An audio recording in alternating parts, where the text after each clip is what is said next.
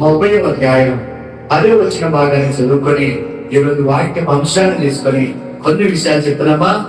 మరి చాలా మంది ఈరోజు పెళ్లిళ్ళు అగున్నాయని చాలా మంది నా దురదృష్టాలు చెప్పారు. మరి 11 గంటలకల్లా అయిపోవాలి, మాకు చాలా పెళ్లిళ్ళు వెళ్తున్నామని చెప్పారు.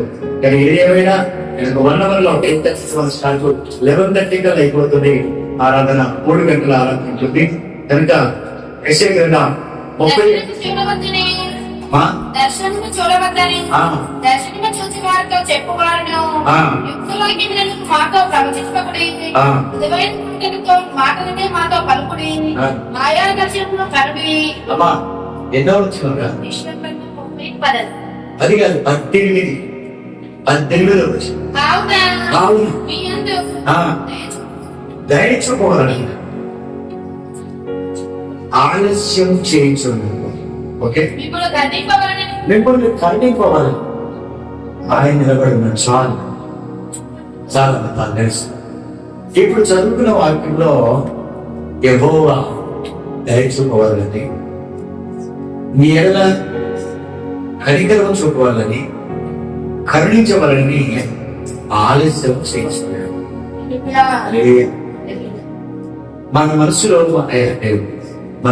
ఏముందంటే అనుకున్నది ఇప్పుడే జరగాలి, రేపు కూడా కుదరదు. కానీ బయట ఏముందంటే దీని కరెక్ట్గా వాక్యం ఒకటి ఉంది. యెహోషువ గ్రంథం 3వ అధ్యాయం 5వ వచనం ఏముందంటే 40 సంవత్సరాలు ఇశ్రాయేలును మోషే నడిపించి ఆయన చనిపోయిన తర్వాత యెహోషువ 12 గోత్రాల ప్రజల్ని 20 లక్షల మంది ప్రజలు అప్పచెప్తే యెహోషువ ఏమంటాడంటే మోషే మృతి పొందిన తర్వాత నా సేవకుడైన యెహోషువ వారిని తీసుకుని వెళ్ళడానికి దేవుడు ఎన్నుకుంటే యెహోషువ ఏమంటున్నాడంటే 3వ అధ్యాయం 5వ వచనంలో రేపు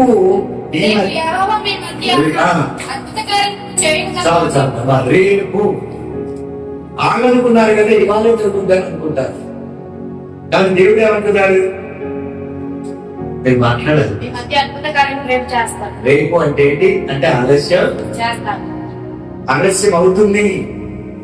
మనం అనుకుంటాం కదా ప్రభువుని నమ్మిన తర్వాత మనం ఉపవాసం ఉంది, 7 వారాల ప్రార్థన, ఇంకేదో చేసి మేము ఇంత చదివిస్తున్నాం, ఇంత చేస్తున్నాం, ఎంత వ్యయం పెడుతున్నాం, ఎందుకు జరగట్లేదు అనుకుంటాం. కానీ బైబిల్ ఏం చెప్తుందంటే రేపు అద్భుతం చేస్తాడు. యెషయా ఎవరు ప్రవర్తిస్తున్నాడు, దేవుని దయ దేవుని కనికరం తీర జరుగునట్టుగా ఆయన కొంచెం ఆలస్యం. ఈరోజు నా వాక్య అంశం ఏంటంటే ఆలస్యమైన పక్క తిరిగి వెళ్ళడానికి చెప్పండి. మా ఏంట కొంచెం ఆలస్యం, కొంచెం వెయిట్ చేయాలి. దేవుడి సంగతి మోకరించే ప్రార్థించి కొంచెం ఆలస్యమైనా ఏం చేయాలి. వాళ్ళు పెద్దవాళ్ళు ఎవరైనా ఆలస్యమైతే అమృతం అంటారు, కానీ దేవుని వాక్యం లేదు. కొంచెం దయచూడే దేవుడు అనుకున్నారు, కనికరం చూపే దేవుడు ఉన్నాడు. ఎందుకు ఆలస్యం అవుతుందంటే ప్రశ్న, ఎందుకు ఆలస్యం అవుతుందంటే అద్భుతములు జరగడానికి ఒకటి, రెండవది ఆయన కనికరం మీ మీదికి రావడానికి 2, మూడవది ఏంటంటే ఆయన దయ మీ మీదికి రావాలి. ఇక్కడ ఒకటి అద్భుతం జరగదు, రెండవది కనికరం, మూడవది దయ. దేవుని స్తోత్రం. అందుకనే మనం ఎంత కన్నీటి ప్రార్థన చేస్తున్నాం, స్వస్థత రావట్లేదని, ఏదో జరగట్లేదని మనం డిసప్పాయింట్ కావద్దు. ఎందుకంటే ఆయన మాట ఇస్తే మాట తప్పడని వాగ్దానం 15 కీర్తనలో 4వ వచనంలో చివరి లైన్లో ఉంటుంది. ఆయనకు నష్టం జరిగిన అంటే దేవుడు నష్టపోయినా, మనకు ఎంత కష్టం వచ్చినా ఆయన మాట తప్పడు కనుక అందులో ప్రమాణం చేయదు. నష్టం జరిగిన మాట తప్ప మన దేవుడు మాట తప్పని దేవుడు చెప్పండి. స్తోత్రం. మన దేవుడు మాట తప్పండి. అందుకనే ఈ మాట జీవముదయ్యా, ఈ మాట మాకు లేదయ్యా. దేవుని మాటలో సత్యం ఉంది. నా అంశం ఏంటంటే ఈరోజు కొంచెం ఆలస్యమైనా, కొంచెం ఇబ్బంది అయినా, కొంచెం కష్టం వచ్చినా, కొంచెం శోధన కలిగిన, కొంచెం శ్రమ వచ్చిన, ఆర్థిక ఇబ్బందులైనా, బలహీనత వచ్చిన, దేవుడు మాత్రం మన ఎడల అద్భుతం చేస్తాడు, దయచూపుతాడు, 1000 తరముల వరకు ఆయన కనికరాన్ని ఇస్తాడు. ద్వితీయోపదేశకాండం 5వ అధ్యాయం 10వ వచ్చిన భాగాన్ని చదవండి. ఎప్పటి వరకు ఉంటుంది ఆయన కనికరం? నన్ను ప్రేమించి నా ఆజ్ఞలను కైకొని వారి విషయంలో 1000 తరముల వరకు కరుణించేవాడనై ఉన్నాడు. చెప్పండి, ఎంతవరకు? 1000 తరముల వరకు తీయగల మీ పిల్లల కదా ఆయన కరుణించేవాడిగా ఉన్నాడు. ఆమె దేవుడికి స్తోత్రించండి. మనం ప్రార్థించినప్పుడు, ఏదైనా ప్రార్థన పెట్టుకున్నప్పుడు, తన దేవుడితో ఎంతో విశ్వాసంతో పెట్టుకున్నప్పుడు, ఉపవాసం ఉన్నప్పుడు, కన్నీరు కలిసినప్పుడు మనలో వచ్చే డిసప్పాయింట్ ఏంటంటే, ఎంత ప్రార్థన చేసినా మా జీవితాలు ఎందుకు దేవుని కార్యం జరగట్లేదు, ఎందుకు మేము ఇలాగనే ఉంటున్నాం, ఇలాగనే ఫెయిల్ అవుతున్నాం, ఇలాగనే ఓడిపోతున్నాం, కారణం ఏంటనేది మనకు అర్థం కావట్లేదు. కానీ ఈ రోజు చెప్పుకున్నాం, మంచి సమయం వెళ్దాం 4వ అధ్యాయం 3వ వచ్చినట్లు చదవండి. ఎందుకు మనకు ఆలస్యం అవుతుంది, ఎందుకు మనకు దేవుడు మనం వెయిట్ చేయమంటున్నాడంటే మన విశ్వాసానికి పరీక్ష. చెప్పండి, మన విశ్వాసానికి చెప్పండి పరీక్ష, మన భక్తికి పరీక్ష. 4వ అధ్యాయం 3వ వచనం. కాబట్టి చిన్నది అవును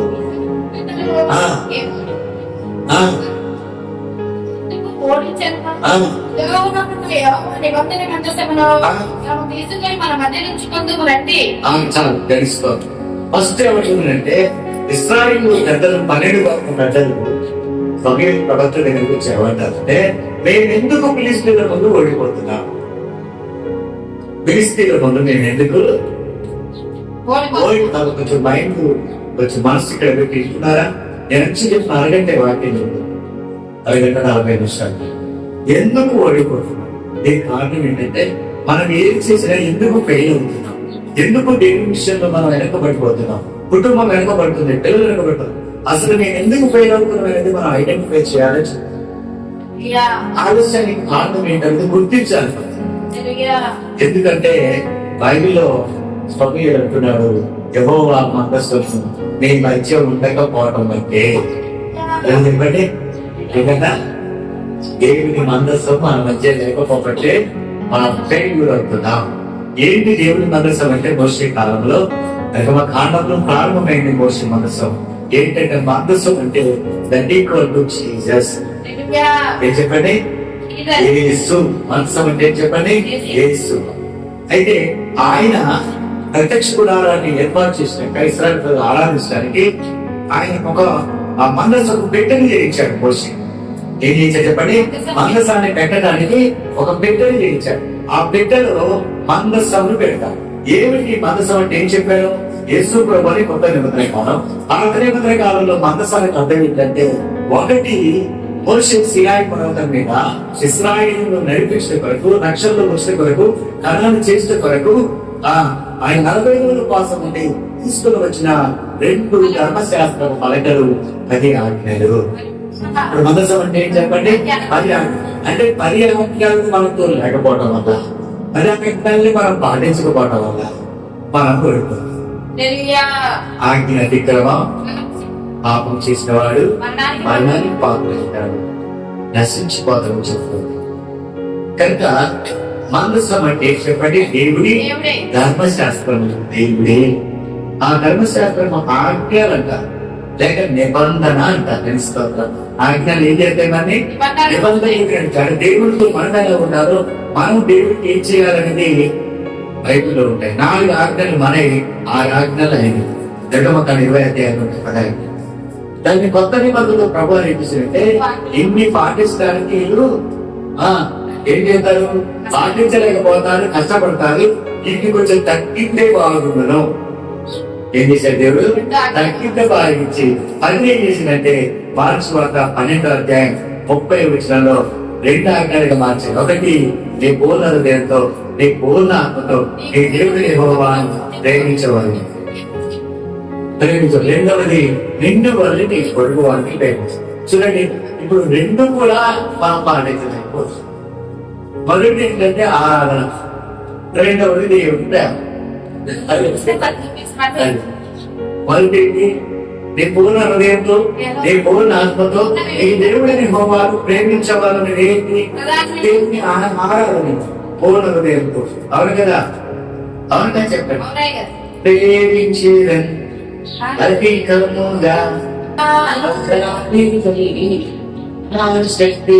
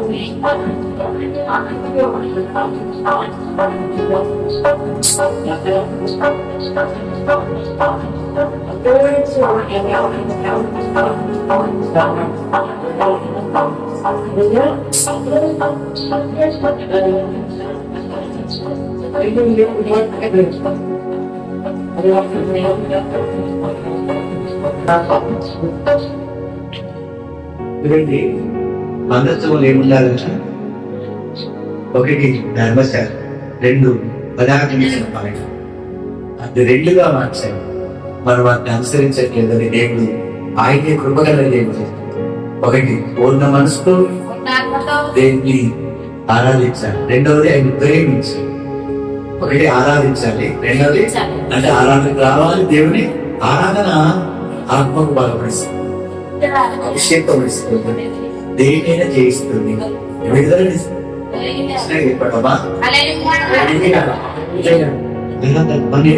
దేవుడు అందుకోసమే కనుక మన గుండెలు ఏమిట్టుకోవాలి, దేవుని ఆరాధనలు పెట్టుకోవాలి.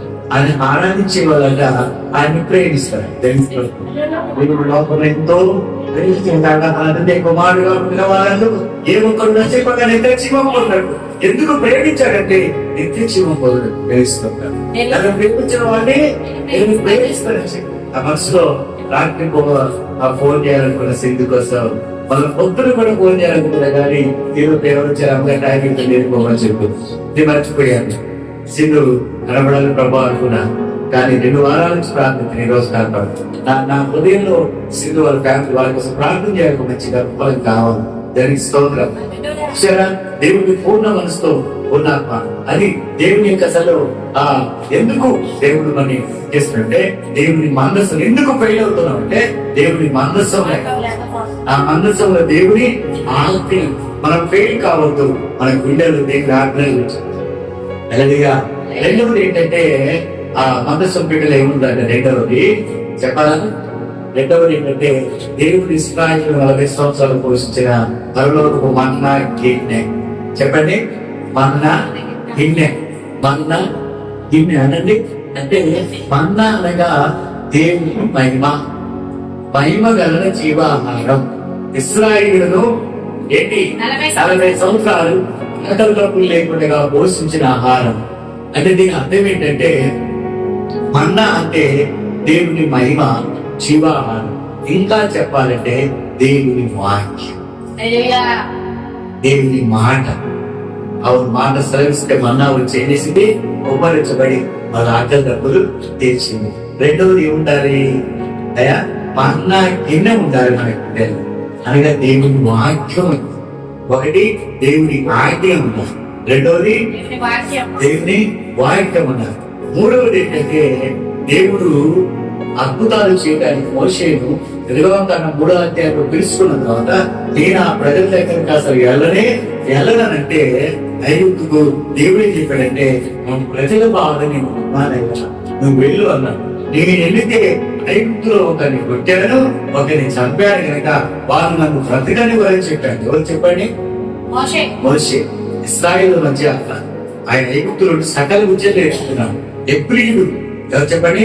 ఎబ్రీయుడు అంటే అర్థం ఏంటంటే నది దాటిన వాడు. చెప్పండి, నది దాటిన. ఏ నది? ఆయన నిలబడేశారు, నైలు నిలబడేశారు. దాంట్లో మునిగిపోకుండా దేవుడు ఏం చేశాడు? మనకు కూడా చాలా నదులు ఎదురుస్తుంటాయి, సమస్యలు ఎదురుస్తుంటాయి. మనకు కూడా ఎబ్రీయులమే.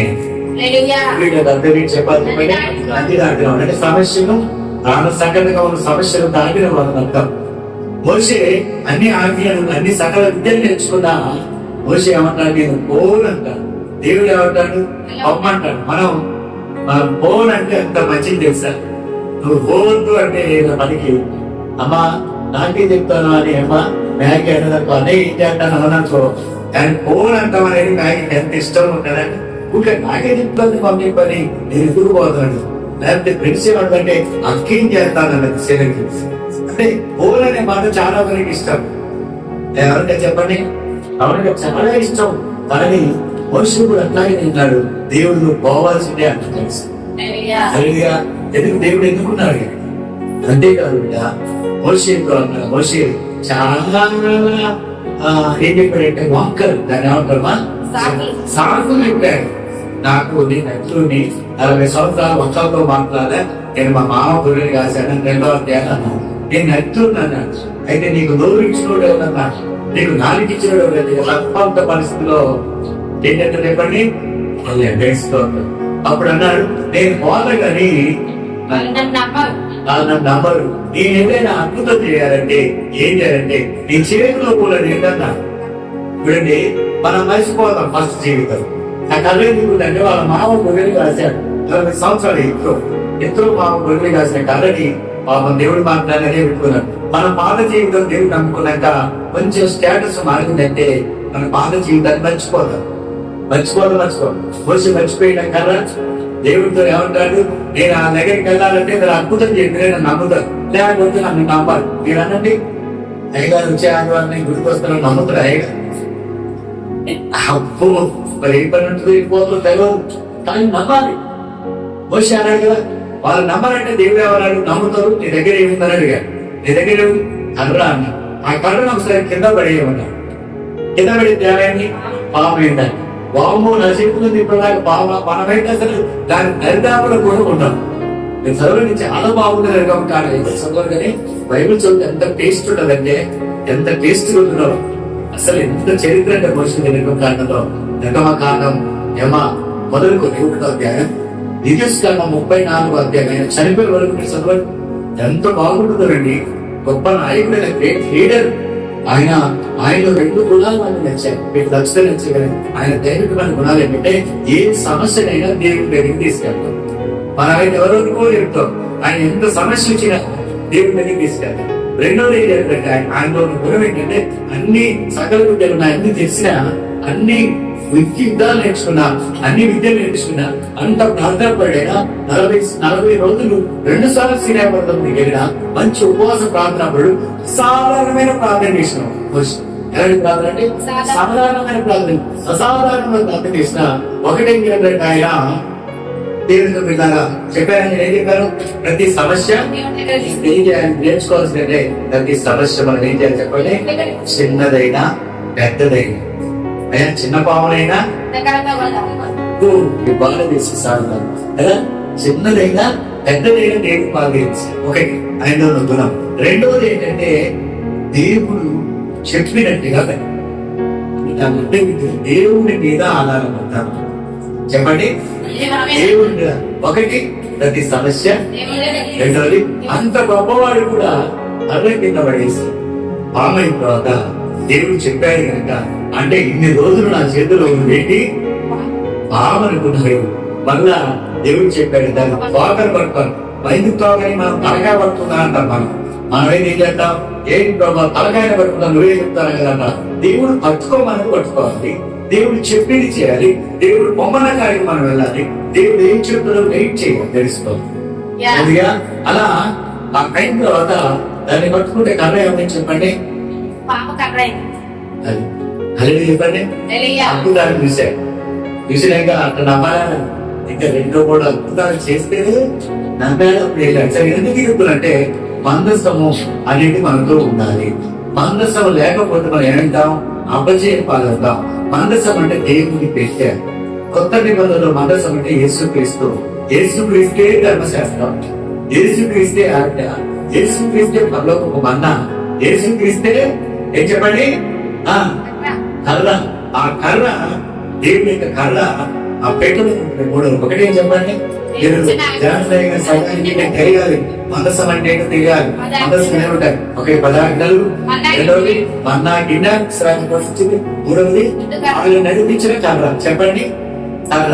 కర్ర ఉంటే మనకి ధైర్యం, దాని తనైనా చేయగలుగుతారు. కర్ర దేని గురించి? అమరత్వానికి గురించి. చెప్పండి అమరత్వానికి గురించి. గొర్రెలు కాశాడు, తీసుకురాయడంలో కాశాడు. అదే కాబట్టి అంటే మనసు మన దగ్గర ఉంటే, మన గుండెలో ఉంటే యేసుక్రీస్తు ఒకటి ఆయన ఆజ్ఞల ద్వారా మనం నడిచి ఆశీర్వదించడం. రెండవది ఆయన వాక్యంతో నింపబడి జీవాహారాన్ని దేవుడు ఇస్తారు. మూడవది ఏంటంటే ఆయనే మనకి కాపాడి దేవుని రాజ్యానికి ఎంత శత్రుడు వచ్చినా వాళ్ళని చేయించుతారు. ఇది లేకపోవడం వల్ల వాళ్ళని తల్లి చెప్పండి. ఇప్పుడు ఉండాలి చెప్పండి. ఉండాలి కదా. ఈరోజు నా అంశం ఏంటి చెప్పండి. నేను చెప్పే వాక్యంలో అంశం ఏంటి మర్చిపోయాను. వచ్చే వారసమైనని గుడికి రావడానికి కాదు కొందనాలు దేవుడు చెడ్డలు కనుక సమయం పైన అది కాదు. మనం చేసే ప్రార్థనలో, మన భక్తి విషయంలో, పిల్లల చదువుల విషయంలో మనం ఎంతో పెట్టుబడి పెట్టి 1-2 లక్షలు 3 లక్షలు పెట్టుబడి వెయిట్ చేసుకుంటాం. కొంచెం దేవుడి మీద విశ్వాసంతో నిరీక్షణ కలిగి ప్రభు చూస్తూ ప్రార్థన చేయగలిగి చెప్తున్నాను. కానీ అన్ని ఆలస్యంగా ఒకడన్నాడు జీవితమే ఆలస్యమైపోయింది. ఎవరు చేస్తే 35 సంవత్సరాలు పిల్లలు దొరక్కని ఆయన కోసం చూస్తాను. ఊళ్ళు వస్తాను. మా 35 సంవత్సరాల పిల్లగాడికి 7 సంవత్సరాల అమ్మాయి కాదు, 35 సంవత్సరాల పైన కాదు. ఎవరు వీడు చూసిన 3-4 పిల్లల తల్లులు దొరుకుతారు. తల్లులు దొరుకుతారు కానీ పిల్లలు దొరకరని చెప్పి. ఆలస్యం అంటే కొన్ని అర్థాలు ఉంటాయి. స్తోత్రం. కొందరికి వాళ్ళ జీవితమే ఆలస్యం. కొందరికి ఆలస్యానికి పెట్టిన పేరు స్తోత్రం. ఆలస్యానికి పెద్ద కొడుకు పెద్ద కూతురు. ఆలస్యానికి ఏం చెప్పండి? పెద్ద కొడుకు పెద్ద కూతురు. అన్నం తినాలన్నా ఆలస్యం, బయటకు పోవాలన్నా ఆలస్యం. ఆలస్యం బాగా ఇంట్రెస్ట్ గా దాన్ని స్వీకరిస్తారు. అది మనకు దూరం అయిపోవడం. ఆశీర్వాదం ఆలస్యమైనవి దేవుడి కార్యం ప్రభు జరిగించిన నేను చెప్తున్నాను. కొంతమంది భక్తులు నేను వింటారా? వింటారా చెప్పండి. Number 1 Abraham. చెప్పండి అబ్రహాం. విశ్వాసం తండ్రి. చెప్పండి చెప్పండి. విశ్వాసులకు తండ్రి. విశ్వాసులకు తండ్రి నేను పిలుచుకున్నాను. ఆయన పిలుచుకున్న ఆ యొక్క అధ్యాయం ఆదికాండం 11వ అధ్యాయం చివరి వచనంలో పిలిచాడు. అబ్రహాము పిలిచిన తర్వాత ఆయన దేవుడు ఆయన్ని వాడుకున్నాడు. వాగ్దానం చేశాడు. నువ్వు ఇశ్రాయేలీయుల కంటే నీ సంతానాన్ని ఎక్కువ జాగ్రత్త చెప్పాడు, కానీ 100 సంవత్సరాలు చూడగా పిల్లలు జల్లలేదు. ఆలస్యమైందా కాలేదు చెప్పండి. ఆలస్యమైందా? ఎన్ని సంవత్సరాలు ఆలస్యం అనుకుంటారు?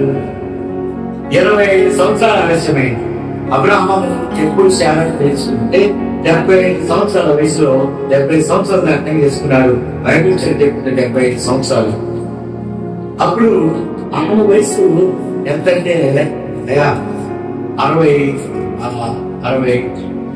ఆయన వయసు 75 సంవత్సరాలు అయితే ఆ ఆమెది 65 సంవత్సరాలు. అంటే 10 సంవత్సరాల వయసు తేడా తెలుసుకుంటారు.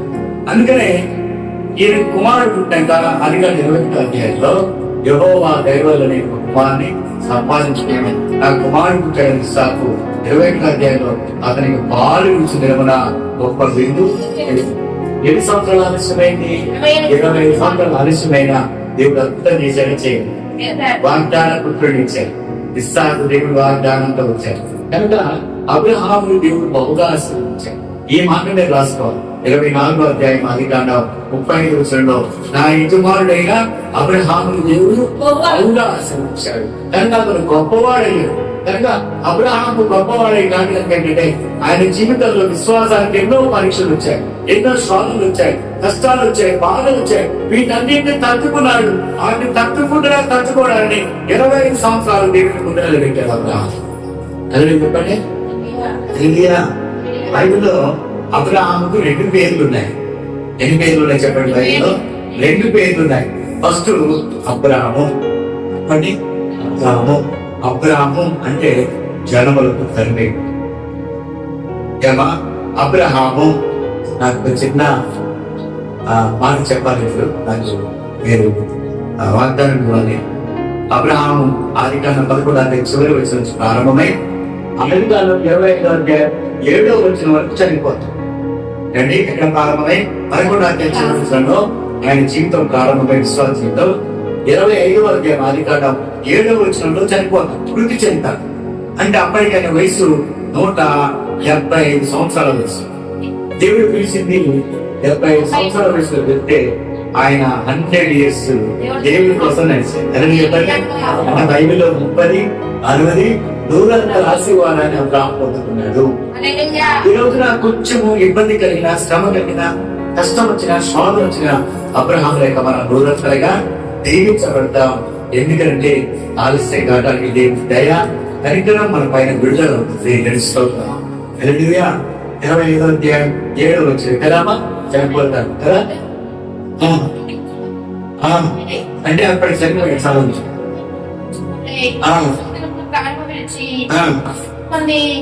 చాలా అర్థం కాకుండా చెప్తున్నాను.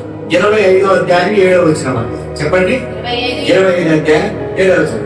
25 into 7 25 దేవుడు చూసారు. ఆయన వయసును కూడా వాక్యాలు పెట్టాడు. ఎంత సక్సెస్ఫుల్ మ్యాన్ ఆఫ్ గాడ్. చెప్పేదంటే అబ్రహాముల గురించి పూర్తిగా మీరు తెలుసుకొని వచ్చే ఆదివారం రావాలి మందిరాన్ని. వస్తానన్నారు చేతులండి. అసలు బైబిల్ పుట్టకపోయినా ఏం కాదు, కానీ ఒకసారి మొత్తానికి వారం ఉంటే మీకేం కాదు. కరెక్షన్ పద్ధతులు దేవుని మహిమ మీలోని పద్ధతులు బైబిల్ తెలుసుకోక 11వ అధ్యాయం చివరి వచ్చిన ఏంటి 25వ అధ్యాయం 7వ వచ్చిన వరకు మీరు చదవాలి. ఓకేనా? చదువుతానన్నారు ఒకసారి. ఎవరు ఎత్తాలి చిన్న ఎత్తారు అన్న నాని మీరు ఎత్తాలి 25 చదవాలి. మీరు ఎవరు ఇప్పుడు అలాంటి వాళ్ళు చదువు లేని వాళ్ళం పెద్దవాళ్ళం ఎదురుంటే నన్ను సత్యాన్ని పక్కన పెట్టారు. మీరు నవరాలు గారిని పక్కన పెట్టారు. మీరు చదవండి. నేను చదువుతున్నారా? నువ్వేం చదువుకున్నది 3 9 5 చదవాలి. చేతులు చదవాలి. నువ్వు చదువుతా బిడ్డ చదువుతున్నాను. ఒకసారి చేతులు పైకెత్తాను.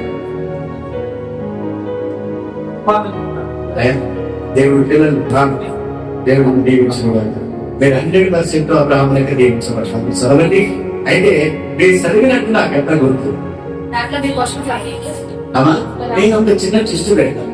మీరు చదివినట్టు నాకు ఎట్లా గుర్తు అంటే అబ్రాము అనేది ఎన్నిసార్లు ఉందో అబ్రాము, ఓకేనా? రెండోది అబ్రహాము అనేది కూడా ఎన్నిసార్లు ఉందో రాదు. అప్పుడు వచ్చే వాళ్ళని చెప్తాను, మీరు రాసింది కరెక్ట్ కాదు అవును కదా? సరిపోయేవారు అబ్రాము అని దేవుడు పేరు మీద అబ్రాము అనేది ఎన్నిసార్లు ఉందో అబ్రహాము అనేది ఉంటుంది. ఆము అంటే ఇప్పుడు భాషలో అర్థం ఏంటంటే తండ్రి అని అంటారు. చెప్పండి, ఆము అంటే ఏంటి? తండ్రి అని అంటాం.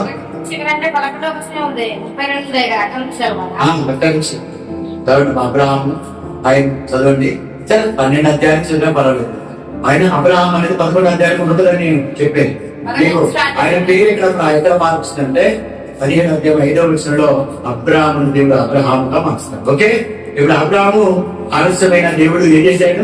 ఆయన దయ కనికరంతో 100 సంవత్సరాలు ఆశీర్వదించాడు. చేతులు 30 విషయం కదా 18 వచ్చిన ప్రవచనాన్ని తీసుకున్నా. నేను తీసుకొని ఏదో వాక్యం చెప్తున్నా. మీరు చాలా ఆలస్యం అవుతుందని, ఇంకేదో ఆలస్యం అవుతుందని మీరు డిసప్పాయింట్ కావద్దు. మన విశ్వాసానికి అది పరీక్ష అని చెప్తున్నా. రెండోది పెట్టారా కొంత మాట. రెండవది మీకు స్వార్థత గురించి చెప్తాను. రెండవది లాజరు చరిత్ర యోహాను సువార్త 11వ అధ్యాయం. ఏంటి? లాజరు చనిపోయి 4 రోజులై అని చెప్పండి. చనిపోయి 4 రోజులై ప్రభు అక్కడికి వచ్చాడా? 4 రోజుల తర్వాత వచ్చాడు. మార్త మరి ఏమంటారు? ప్రభు నువ్వు కొంచెం జబ్బుతో ఉన్నప్పుడైతే బాగుంటుంది కదా, చనిపోకముందైతే బాగుంటది కదా, సమానంతో పెట్టకముందైతే బాగుంటది కదా అంటే అప్పుడు ప్రభు ఏమన్నా తెలుసా? ఈ మరణము ఏంటి దేవుని మహిమ వరకు వచ్చిందని చెప్పాడు. అది చెప్పండి. అంటే ఆలస్యం అనేది దేవుని మహిమను దేవుడు విడుదల చేయడానికి వస్తుంది. హల్లెలూయా, దేవునికి స్తోత్రం. అప్పుడు ప్రభు ఏం చెప్పాడంటే పునరుద్ధానములో ఆయన విశ్వాసం వచ్చిన వారు చనిపోయిన రక్షితాడు బర్నబాస్. దేవునికి స్తోత్రం. దేవుడికి మహిమ ప్రత్యక్షం కావడం కోసమే ఆలస్యం, దేవుని బ్లెస్సింగ్స్ విడుదల కోసమే ఆలస్యం. కష్టాలు బాధలు చెందాం. వాళ్ళు ఏడిచి మార్చుకొని ప్రజలంతా కూడా వాళ్ళని నిందించవచ్చు. బెతనియాలో జరిగిన సంఘటన చెప్తున్నాను. బెతనియాకు యేసు ప్రభువు 11 సార్లు వచ్చాడు. ఎందుకు వచ్చాడంటే మరియ మార్త నుంచి పరిచారకులు ఆయనతో వచ్చిన 12 మంది శిష్యులకు ఆయన ఎంతమంది అయితే వాళ్ళకి పరిచయం చేసి రొట్టె చేసి పెట్టేవాళ్ళు. పాలు నీళ్లు కాదు. ఏ టైంకి వచ్చినా ఏదో ఒకటి పెట్టేందుకు ఒక స్త్రీ ఉన్నారు. ఈ ఆడలకి ఏంటంటే బద్ధకం ఎక్కువ. ఏదైనా చేస్తే ఎవరికి సమయం ఎక్కువైంది, లేట్ అవుతాడు. ఎంతసేపు ఉండాలి? దీన్ని గోధుమ పెట్టి ఎంతసేపు బతుకుతారా? అంటారు. అసలు అవసరమే లేదు. ఏమా సులువుగా ఉంట మీరని కాదు, మొగలు కూడా అంటే మొక్కలే మామూలు అనుకుంటారా? దేవుని స్తోత్రం. నేనేమంటే చురుకుగా ఉంటా గొప్ప భాగ్యం. అమ్మా, చురుకుతనం చాలా అవసరం. చురుకుగా ఉన్నామని పొయ్యి మీద పెట్టి పడేయకు, అన్ని తలుపుకొని కింద పడద్దు. చురుగ్గా ఉండాలి. దేవుని స్తోత్రం. హల్లెలూయా. అంతా చెప్పకపోయినా చేస్తాను, చెప్పింది చేయదు. అడవడలో చేస్తాను బాగా స్పీడ్ వద్దునైనా. దేవుని స్తోత్రం. హల్లెలూయా. పెట్టారా? దేవుని వాక్యం అనుకుంది. లాజరును దేవుడు చేశాడు, ఆదర్శమైన అద్భుతం చేశాడు. దేవుని భయం ప్రత్యక్షమై లాజరు బయటికి రమ్మంటే లాజరు దేవుడు మరణ పునరుజ్జీవంతో బయటకు వచ్చాడు. దేవుడు బయటకు వచ్చాడు. ఈ రోజున కొంచెం బలహీనంగా ఉన్న, అనారోగ్యంతో ఉన్న, శ్రమలో ఉన్న, కష్టంలో ఉన్న దేవుడు మిమ్మల్ని లాజరుకి ఇచ్చిన ధన్యత దేవుడు మీద ఫలము, భూఫలము, గర్భఫలం తెలుసుకో. భూఫలము, గర్భఫలం. అన్న జీవితంలో దేవుడు ఏం చేశాడు? తన పెరిగిన తన అక్కకు గర్భఫలం ఇచ్చాడు. ఏవకు మాత్రం ఆలస్యం చేశాడు. దేవుడు ఏం చేశాడు? ఆలస్యమైన అద్భుతమైన ప్రవక్తన ఇచ్చాడు. అదే చెప్పండి. ఆ దేవుడి మందిరానికి వెళ్ళిన వరుసలో 10లో ప్రవక్త చేస్తే 19వ వచనంలో ఆ యెహోవాను అడిగినని సమూయేలు నాకు మంచి కుమారుడే వచ్చింది. హల్లెలూయా. కనుక గర్భఫలమైన, భూఫలమైన, చేతుల కష్టార్థమైన కొంచెం ఇబ్బంది కలిగిన దాన్ని మన దేవుడితో అన్నామనే ప్రార్థనలు కలిగితే దేవుడు తప్పనిసరిగా సమూయేలు లాంటి ప్రవక్తలు దేవుడు ఇస్తారు. అద్భుతమా కాదా చెప్పారు. అబ్రాహాము ఎండిపోయిన చాలా గర్భాన్ని తెరవడం అద్భుతమనండి. అద్భుతం. యెహోవా మీ మధ్య అద్భుత కార్యం ఎప్పుడు దేవుని దగ్గరికి ఏమంటే ఏంటి ఆలస్యం లేదు. నారాయణ గారు వచ్చారు, ఇప్పుడే నేను చికెన్ చేయాలి, చికెన్ చేసి తెచ్చుకోవాలంటారు. లేదు, ఇప్పుడు చేయాల్సిందే. పాపడ చికెన్ పెట్టుకోమని పెట్టమంటే దేవుని స్తోత్రం. ప్రేమకు పెట్టారా కానీ ప్రేమ అంటున్నాడు. దేవుని వాక్యం ఏంటంటే కొంచెం వెయిటింగ్ చేయండి. వెయిటింగ్ చేయండి. ఏంటంటే మనం అనుకున్న దానికంటే, ఊహించిన దానికంటే, అడిగిన దానికంటే అద్భుతం జరుగుతుంది.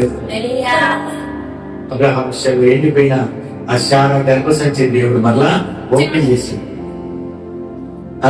ప్రజలందరూ కూడా చనిపోయిన లాజరు విషయంలో ప్రజలందరూ వాళ్ళని నిందించారు. ఎన్నిసార్లు తిరిగిపోయారని చెప్పా దేవుడు అర్థం చేశారు.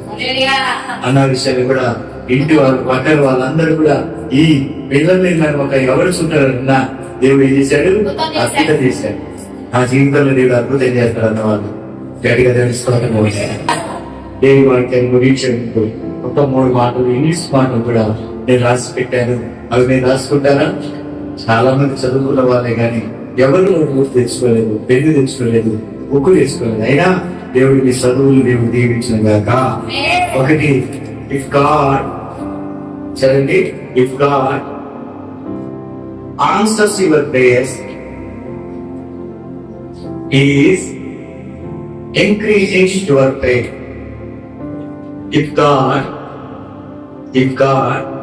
రాసుకుంటాడా మన చదువు క్రికెట్ చదువు వచ్చినవాడి ఇఫ్ గాడ్ డిగ్రీ చదువుతారు, ఇంటర్వ్యూ చదువుతారు, చదువుకోవాలి రాసుకొస్తే if God answers your prayers, he is increasing your faith. ఎందుకు దేవుడు ఆలస్యం చేస్తాను వారికి నేను అర్థం ఏంటంటే మీ విశ్వాసాన్ని పెంచుకోవడం కోసమే. దేవుడు మీ విశ్వాసాన్ని అభివృద్ధిలోనికి తీసుకురావడం కోసమే దేవుడు కొంచెం ఆలస్యం చేస్తున్నాడు. రెండవది, if God delay is increasing your patience. If God delays is increasing your patience. ఎందుకు దేవుడు ఆలస్యం చేసుకున్నాడంటే అమ్మా మన సహనాన్ని కొంచెం పెంచుకోవడానికి ఓర్పు సహనం. టీవీ వెళ్ళినా కొంచెం ఓర్చుకోవాల్సిందే. ఇంట్లో కొంచెం గొడవలే తప్పని మరి వాళ్ళు మార్చాలి. పేషెన్సీ రమ్మా, అవునే కదా.